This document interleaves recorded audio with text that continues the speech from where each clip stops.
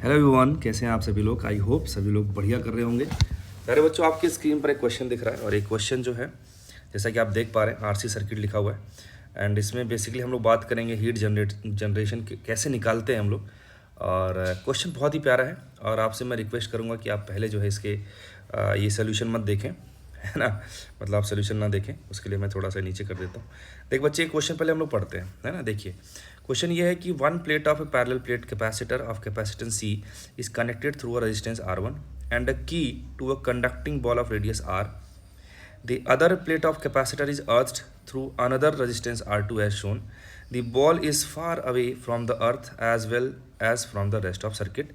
If the ball is given a charge Q and then key is closed, what amount of heat will be dissipated in R1 and R2? मेरे प्यारे बच्चों, हर एक information का अपना मतलब है। मुझे एक इन्फॉर्मेशन बड़ी अच्छी लगी और उसको मैं एक्सप्लेन करूँगा कि आप ये देखिए कि the ball is very far away from the earth as well as from the rest of the circuit. इसका क्या मतलब है? इसका मतलब ये है कि ये जो बॉल है इसको आप अगर जब तक कनेक्टेड नहीं है किसी से, इसको आप आइसोलेटेड कंडक्टर मान सकते हैं। क्या मान सकते हैं? Isolated conductor. उससे क्या होगा सर, मैं बताता हूँ, सुनना आप लोग। आइसोलेटेड कंडक्टर, आइसोलेटेड कंडक्टर क्या होता है भाई? आप देखेंगे एक कंडक्टर है जिसका अभी हम ये मान के चल रहे हैं कि इसके सराउंडिंग में दूसरा कोई कंडक्टिंग बॉडी नहीं है। अगर आप इसको चार्ज देते हो तो जो भी चार्ज आएगा इसके सरफेस पे आएगा और उसकी वजह से इलेक्ट्रिक फील्ड इसके सरफेस से अनंत तक जाएगा, इन्फाइनाइट तक जाएगा। बोलो मानते हो? एग्री? ऐसे जाएगा। और अगर मैं इसको एक कैपेसिटर मानूं तो इसका दूसरा प्लेट कहाँ पर मान सकते हो आप? इन्फाइनाइट पे मान सकते हो। क्योंकि हम कैपेसिटर जो बनाते हैं उसमें क्या मानते हैं कि हमारे पास दो सरफेसेस होने चाहिए जो एक दूसरे को फेस करने चाहिए। एक तो दिख गया ये वाला, तो दूसरा वाला क्या हो जाएगा? ये वाला, जो कि कहाँ पर है? इन्फिनिटी पर है। और ऐसे कंडक्टिंग या यू कैन से कि capacitance of this type of isolated conducting sphere is 4 pi epsilon naught into r, where r is the radius. आई बात समझ? क्लियर है? तो इसका मतलब ये कि आपको इनडायरेक्टली ये बोल दिया कि भैया इसे कैपेसिटर मान लो आप, ठीक है, जिसका दूसरा एंड कहाँ पर मानोगे? इन्फिनिटी पर मानोगे। अच्छा, इन्फिनिटी के रिगार्डिंग एक अच्छी बात क्या बताऊंगा मैं आपको कि जब भी फाइनाइट बॉडीज आप लेते हो, कोई फाइनाइट साइज का बॉडी लेते हो, तो इन्फाइनाइट पर पोटेंशियल आप क्या मानते हो? जीरो मानते हो। क्या मानते हो? इन्फाइनाइट पोटेंशियल जीरो मानते हो आप, है ना। उससे क्या होगा सर? उससे ये होगा बेटा, अगर मैं इन्हें एज अ कैपेसिटर रिप्लेस करूं तो कैपेसिटर में दूसरा जो प्लेट होगा वो किससे कनेक्टेड हो जाएगा बेटा? जीरो पोटेंशियल से, या फिर मैं उसको ऐसे अर्थ या ग्राउंडेड वाले सिस्टम से भी रिप्लेस कर सकता हूँ मैं, क्योंकि इसका पोटेंशियल भी क्या मानते हैं हम लोग? जीरो। सर इसकी ज़रूरत क्यों पड़ी और आप ये क्यों बोल रहे हैं? क्योंकि हमें क्वेश्चन में एक जगह पर देखो ये बना हुआ दिख रहा है ना। तो अगर मैं मान लो बेटा इससे एक सर्किट ड्रॉ करना चाहूँ, इसकी जब एक कैपेसिटर बनाऊँ, ये कैपेसिटर बनाया, एक रेजिस्टेंस ये आर बनाया, ये की ले लिया, ये कैपेसिटर ये हो गया और एक रेजिस्टेंस ये हो गया, तो ये हमारे पास जो आया यहाँ पे अर्थ वाला सिंबल बना दिया। तो मुझे यहाँ पर भी अर्थ वाला सिंबल बनाऊंगा मैं, क्योंकि इस वाले पॉइंट का पोटेंशियल जीरो था। अगर ये दोनों सेम पोटेंशियल पे हैं, इसका मतलब ये हो गया कि मैं इनको एक प्लेन वायर से जोड़ सकता हूँ, सेम पोटेंशियल वाले पॉइंट है। तो सर्किट कंप्लीट हो गया क्या? यस, सर्किट कंप्लीट हो गया। अब देखो, इसको देखने में और इसको देखने में काफ़ी अंतर नज़र आ रहा है और इसको हम थोड़ा सा सॉल्व कर सकते हैं। ये हमें अच्छा लग रहा है क्योंकि ऐसे क्वेश्चन हमने डील कर रखा है। आई बात समझ? तो इतनी बातें थी भाई, जो है कि पहले हमें सोचना था क्वेश्चन करने से पहले। अगर इतना सोच ले गए तो अब क्वेश्चन बहुत कुछ बचा नहीं है। हमने बनाया भाई, ये देखो ध्यान से।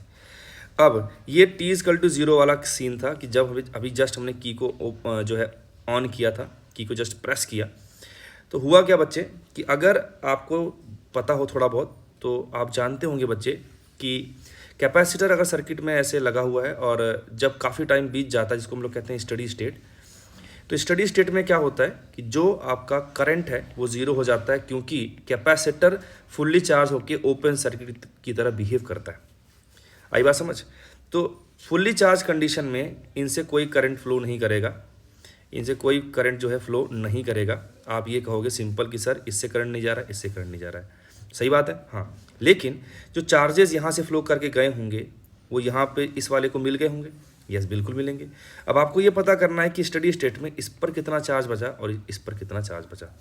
तो अगर आपके पास अगर आप दो कैपेसिटर को ऐसे लगाते हो साइड बाई साइड, एक देने वाला है और एक को एक इनिशियली अनचार्ज मान लो, या फिर इसका मान लो कि चार्ज होता भी तो इसका जनरल फंडा क्या होता है कि सर फाइनल चार्ज कैसे निकालते हैं। तो बहुत सिंपल है कि मान लीजिए C1 था, ये C2 इसका कैपेसिटेंस, और इस पर चार्ज जो है सिस्टम में जो टोटल चार्ज है इन दोनों को मिला के अगर उसको टोटल चार्ज होता मान लीजिए Q, तो Q1 आप लिखते हो साहब Q upon C1 plus C2 into C1, और Q2 लिखते हो आप Q upon C1 plus C2 into C2। ये कैसे आया? बहुत सिंपल फंडा है कि हमें पता है भाई कि टोटल सिस्टम का जो चार्ज है वो तो कंजर्व रहेगा, बाद में Q1 Q2 मान लिया आपने, और पहले टोटल जो था वो चार्ज Q था, तो ये Q1 प्लस Q2 जो रहेगा वो कंजर्व रहेगा, चार्ज कंजर्वेशन आ गया।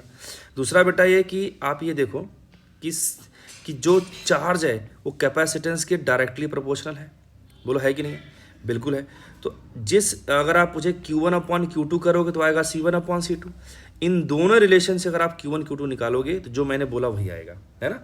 तो मैंने क्या किया, फाइनल स्टेट बनाया, फाइनल स्टेट में इसको चार्ज दे दिया Q1 और इसका कैपेसिटेंस मैंने मान लिया C डैश, और इसका कैपेसिटेंस क्या C। तो फाइनल स्टेट में इस पर चार्ज Q1 है, इस पर चार्ज Q2। आई बात समझ?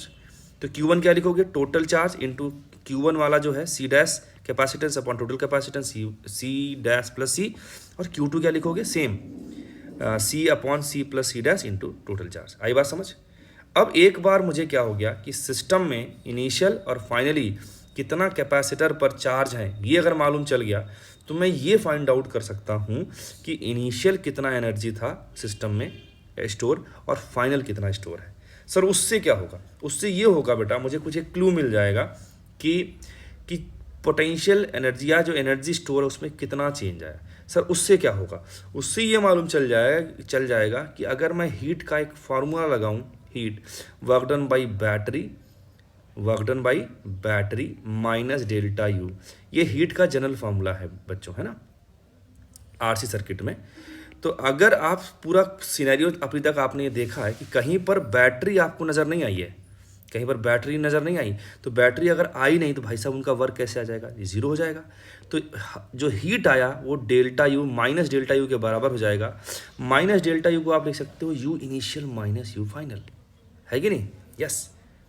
तो बस हमने इनिशियल सिस्टम का एनर्जी लिखा, इनिशियली सिर्फ इसके पास था एनर्जी, तो इसका चार्ज अपॉन 2C, इसका 2C डैश, और यू फाइनल जब लिखोगे आप तो दोनों पर आएगा, इस पर इसका लिखोगे Q1 square upon 2C dash, इसका लिखोगे Q2 square upon 2C dash 2C, है ना, और दोनों को ऐड कर दोगे तो मिल जाएगा टोटल एनर्जी फाइनल स्टेट में। Q1 का वैल्यू मैंने उठा के यहाँ रख दिया, Q2 वैल्यू मैंने यहाँ उठा के रख दिया, ऐसे इनको सॉल्व किया। बहुत सिंपल कैलकुलेशन था, आप लोग ट्राई मारोगे तो 15 सेकेंड में आ जाएगा, 10 सेकेंड में ये आ गया। अब हमें हीट लॉस निकालना था, तो work done by battery zero हो गया। डेल्टा यू को मैंने you initial minus you final लिख दिया क्योंकि इसका ये माइनस था। बेटा अब सारी वैल्यूज हमने पुट कर दी यहाँ पे, सॉल्व किया, हमें बेटा जो हीट मिला है मेरे प्यारे बच्चों को मिल गया Q square into C upon 2 times C dash plus C, ये मिल गया। आई बात समझ? ये, और मैंने C डैश की वैल्यू रख दी यहाँ पर, जो पहले डिस्कस किया था शुरुआत में ही, वो ये आ जाएगा 4 pi epsilon not into R, R is the radius of metallic ball, और C तो जो दूसरा कैपेसिटर था उसका कैपेसिटेंस। अब दूसरा जो कंसेप्ट यहाँ पर लगेगा वो देखिएगा। दूसरा कंसेप्ट बेटा ये है, उसको मैं अलग से सिखाता हूँ आपको, देखिएगा कि मान ले बेटा आपके पास ऐसे 2 रजिस्टेंसेज हैं और यहाँ कैपेसिटर लगा है, बैटरी कुछ भी लगाओ हमें नहीं पता, ऐसे एक बैटरी मान लो, यहाँ पर कैपेसिटर है, इस पर मान लो चार्ज प्लस Q जो भी है, ये R1 R2 है।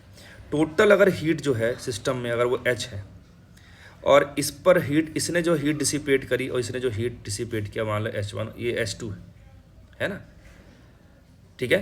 तो H1 H2 निकालने का तरीका क्या है कि सीरीज़ में 2 लोग लगे हुए हैं, ऐसे सीरीज़ में 2 लोग ऐसे लगे हुए हैं H1 और H2। तो हम क्या करते हैं, हमें पता है भाई जो करंट जाएगा दोनों में वो तो सेम जाएगा, बोलो I और I, यस। और हीट लिखने का तरीका है I स्क्वायर RT, है ना, अगर मैं पर यूनिट टाइम बात करूं तो I स्क्वायर R हो जाएगा, बोलो यस। मतलब मैं ये लिख सकता हूं कि heat is directly proportional to R, क्योंकि I तो कांस्टेंट था, सही है। मतलब मैं लिख सकता हूँ H1 अपॉन H2 को क्या लिख सकता हूँ, R1 अपॉन R2, और H1 प्लस H2 था कितना, total heat produce in this system H। Again in दोनों को सॉल्व करोगे यहाँ से तो H1 कितना आएगा, वो आएगा R1 upon R1 plus R2 times H, और H2 कितना आएगा, R2 upon R1 plus R2 times H। आई बात समझ? जैसे ये बात हो गया बस खत्म अपना काम। मैंने डायरेक्ट यहाँ पे लिखा है कि H directly proportional to R है, सीरीज में थे तो H1 हमने लिख दिया, ये उसमें सारी वैल्यूज पुट कर दी, एच की वैल्यू रख दी, तुम्हारे पास है फाइनली ये रिजल्ट आया H1 का। ऐसे H2 को इस वाले फॉर्मेट में सारी वैल्यूज पुट करी तो H2 ये आ गया। ठीक है ना। तो ये रहा बेटा बहुत ही प्यारा सा क्वेश्चन। ये बहुत टफ की कैटेगरी में नहीं रखूँगा, बट स्टिल ये बहुत अच्छा क्वेश्चन था जो आपको इस RC सर्किट की बहुत सारा जो है फील देने के लिए एनफ था ये क्वेश्चन। ठीक है। तो this question you can say the perfect candidate for mains plus and nearly advance level. ठीक है।